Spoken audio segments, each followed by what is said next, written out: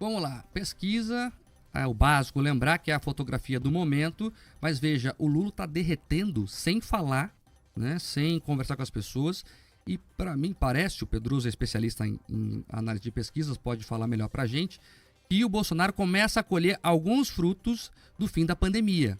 Mesmo com a CPI, essa pesquisa foi feita nos últimos dias, mesmo com a CPI, com o relatório do Renan, enfim, o Bolsonaro cresceu, Pedroso. Essa pesquisa ela foi realizada essa semana, Mark. Já com o calor do anúncio do Auxílio Brasil, já com o calor do anúncio de outros benefícios. Então, assim, vamos separar primeiro uma análise técnica dessa pesquisa. O que ela aponta, principalmente quando você olha os dados separados, é que o apoio ao presidente Bolsonaro aumentou, principalmente em algumas categorias. Aumentou entre os mais pobres, principalmente com essa expectativa do auxílio emergencial, do Auxílio Brasil. Aumentou entre os evangélicos, principalmente, daí agora uma inferência minha, né, uma hipótese, que por conta de uma defesa, quanto mais alguns aspectos de valores morais, inclusive aquele debate sobre a questão da composição da família, ou ainda a indicação do André Mendonça, ele firmou ponto com alguns pastores ali, isso ajudou a contaminar.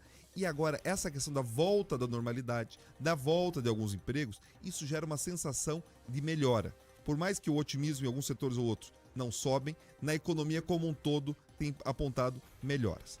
Agora, falando de uma análise política, menos técnica e mais política, é surpreendente que quanto mais o Lula aparece, quanto mais ele fala, os números dele caem. Quanto menos o Bolsonaro fala, quanto menos confusão ele arruma, mais ele sobe. Vejam isso. Você pega as últimas semanas, ele parou de brigar. Então, as pessoas falam, opa, dá para confiar mais, o Bolsonaro tá melhor. Então, ele sobe. O Lula começa a discutir lá com o Ciro Gomes, começa a falar sobre as sequelas do Covid, começa a querer defender a Dilma, quase falei Lula, né? Mas é isso, era o poste dele. Então começa a defender a Dilma, os números dele caem.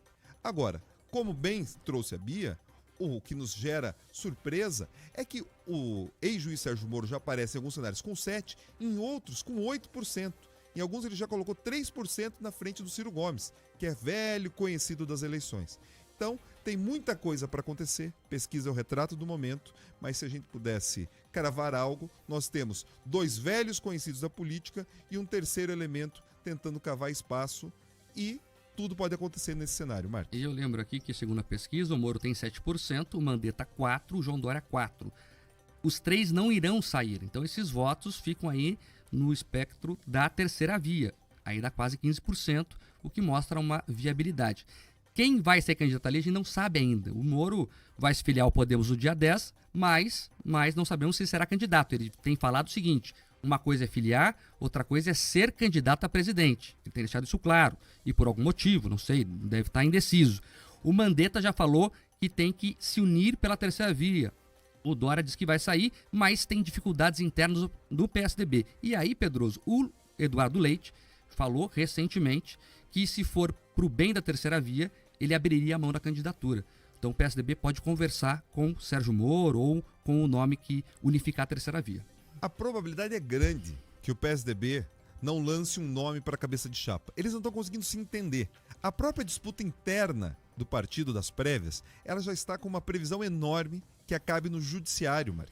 Eles ali têm, um acusa o outro de fraude na filiação, o outro diz que sofreu ataque de hackers, o outro diz que pode existir fraude no sistema de votação eletrônico por aplicativo. Então assim, ninguém se entende. No ninho dos tucanos, isso é uma tendência. Eles acabam se matando entre si e provavelmente será muito mais fácil eles abrirem mão e apoiar um terceiro nome sim. E daí esses votos que hoje estão ali com o Dória, que estão com o Eduardo Leite, a tendência é que eles migrem para um perfil parecido. E desses candidatos, quem tem o perfil parecido? Ou é o Mandetta ou é o Moro. E a probabilidade é que o Mandetta não consiga também o espaço dentro desse novo partido União Brasil.